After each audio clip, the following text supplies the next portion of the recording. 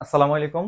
আজকে তোমাদের এসএসসি ম্যাথের ট্রিগনোমেট্রি একটা কোশ্চেন নিয়ে আলোচনা করব, যাতে করে তোমাদের এমসিকিউ এবং সিকিউতে সুবিধা হয় বা তোমরা পারো।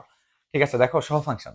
সাইন থিটার সহ ফাংশন হচ্ছে কস থিটা, সেকের হচ্ছে কসেক, টেনের হচ্ছে কট। ঠিক তেমন বলতে পারো কট থিটার হচ্ছে টেন থিটা। এই জন্য আমি উভয়মুখী একটা চিহ্ন ইউজ করেছি। ঠিক আছে, আচ্ছা দেখো প্রশ্ন দেওয়া আছে sine 90 minus theta equal to হচ্ছে 3/5।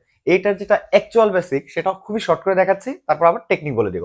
দেখো n into pi by two plus minus theta. এই n এর ভ্যালুটা, n বলতে কি বোঝাচ্ছে? n বলতে চতুর্ভাগকে বোঝাচ্ছে, চতুর্ভাগ নাম্বারকে বোঝাচ্ছে। ঠিক আছে, n এর ভ্যালুটা যদি বিজোড় হয়, কি হয় বিজোড়, তাহলে যেটা থাকবে, যেমন ধরো সাইন থিটা হয়ে যাবে কি তার সহ ফাংশন কস থিটা, sec হয়ে যাবে cosec, tan হয়ে যাবে cot। অর্থাৎ বিজোড় হলে চেঞ্জ হবে, আর যদি জোড় হয় তাহলে চেঞ্জ হবে না। ঠিক আছে, এখন দেখতে হবে প্রথম চতুর্ভাগ থেকে কিছুটা, এখানে দেখো n এর মান যদি 1 ধরা হয়, পাই বাই 2 মান হচ্ছে 90 ডিগ্রি।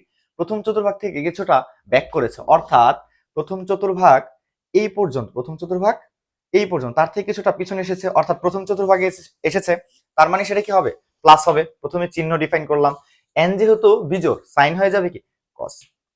তাহলে cos থিটা ইকুয়াল হবে 3/5। বুঝতে পেরেছো? তাহলে কি হবে ভাইয়া, cos থিটা ইকুয়াল হবে 3/5। তাহলে সেই অনুযায়ী তুমি যদি চিত্র অঙ্কন করে দাও, cos থিটা ইকুয়াল টু 3/5, এগুলো মুছে দিচ্ছি। দেখো এটা যদি থিটা হয়, কবরে ভূত আছে, এটা হচ্ছে ভূমি, এটা হচ্ছে অতিভুজ। ভূমি, এটা হচ্ছে কত অতিভুজ। তাহলে পিথাগোরাস উপপাদ্য যদি তুমি ইউজ করো, অতিভুজ স্কয়ার সমান হচ্ছে ভূমি স্কয়ার প্লাস লম্ব স্কয়ার, তাহলে এই ভ্যালুটা পাবা তুমি 4।